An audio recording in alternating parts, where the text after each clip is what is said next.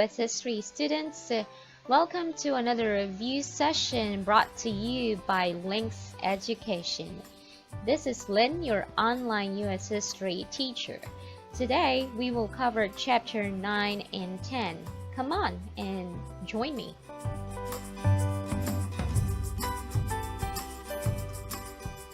Alright, so this is our first question. And as usual, we're doing the Millionaire game for this review.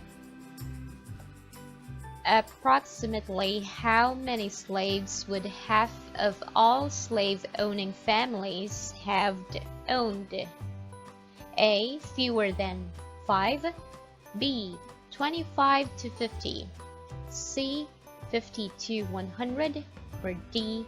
100 or more. And that's A. For the next question, let's see if you can answer this. Feel free to pause the video if you need more time. Which of the following describes the policy adopted during the 1820s and 1830s as a permanent solution to the Native American problem? A. The removal of Native Americans to lands west of the Mississippi. And let's just pause that. B. The payment of Native Americans to migrate to Canada. C. The establishment of reservations in various sections of the country. Or D. The forced migration of Native Americans to territories owned by Mexico. And do you know the answer? Yes, if you picked A, that's correct. For the third question, worth $500.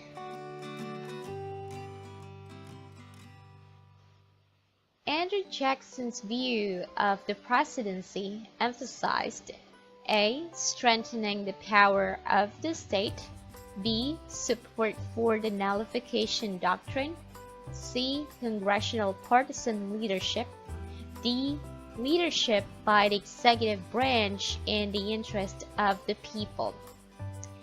And Andrew Jackson's presidency is very important for the test. There are actually many important key terms that you have to remember for that period. So if you're familiar with Andrew Jackson, you should have picked. Alright, so what is it? Of course, that is D. Okay. Andrew Jackson was actually claimed as King Andrew. Alright, so moving on to the fourth question.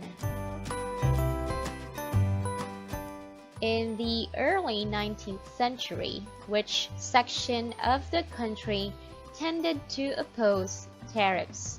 A. The South. B. New England. C. The West. D. The Middle Atlantic. And I'm pretty sure that everybody could get the right answer for this one. It's very clear. Since the beginning, the Southerners hated the tariff. Alright. So now we're moving on to the next question worth $2,000. Andrew Jackson's remark, "John Marshall has made his decision. Now let him enforce it," refers to the president's intention to A. Destroy the national bank despite the Supreme Court ruling upholding its constitutionality. B. Use force, if necessary, to make South Carolina obey federal law that South Carolina thought was unconstitutional. C. Move the Cherokees west of the Mississippi River regardless of Supreme Court's rulings. And D. Disregard Chief Justice Marshall's ruling in Givens versus Ogden. And this remark was related to the case of the Cherokees. So that's the C. Moving on to the next question. the major issue in Jackson's campaign for re-election in 1832 was the A. Stationing of federal troops in South Carolina, B. Second Bank of the United States, C. Gag rule, or D. The spoils system. And of course, that's related to the second bank.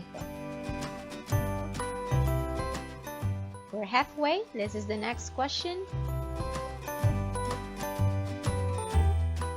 One way in which the Kentucky and Virginia resolutions in 1798 and the South Carolina Ordinance of Nullification 1832 are similar is that each A.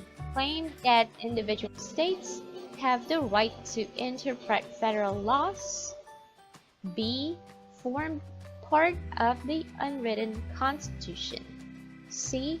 supported the federal government's power to declare war, or D. provided a way for new states to enter the Union. And these two important topics, you have to make sure that you go over with this if you're not familiar with these two. And of course, that's A.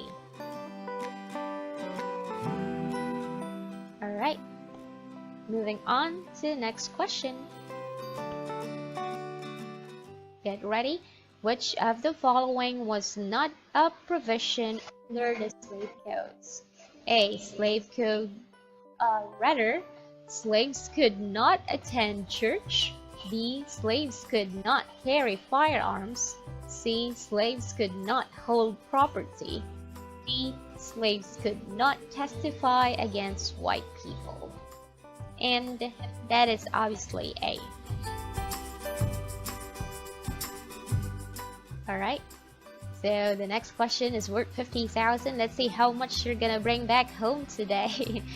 What was the only actual large scale slave insurrection in the 19th century South?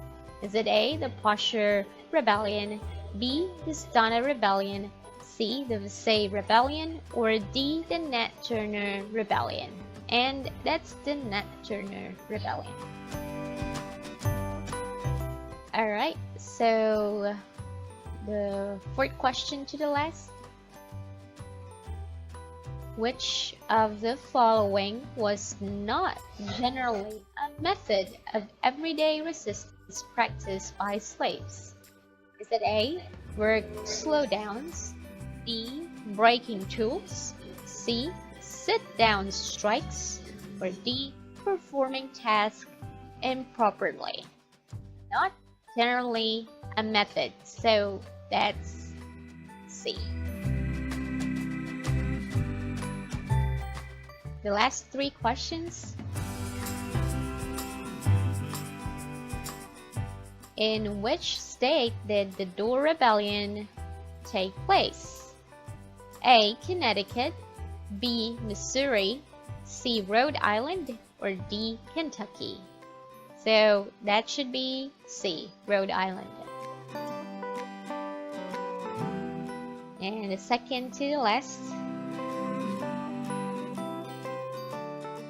What was the name of the domestic scandal that splintered Jackson's cabinet and helped Van Buren become Jackson's heir apparent? A. The kitchen cabinet, B. the Calhoun affair, C. the Eaton affair, or D. the Kendall affair? Alright, so we are going to pick, of course, if you say C, you got that one right. And the last one. Where did the Trail of Tears come to an end? Is it A. Arizona, B. New Mexico, C. Oklahoma, or D. Nebraska? And of course, that's C. Oklahoma. Alright, congratulations everyone. So if you find that these questions are difficult, then there are things that you could do make sure to read the book first before you answer the practice questions. Alright, that's all for today, and I'll see you guys for the next review session. Bye!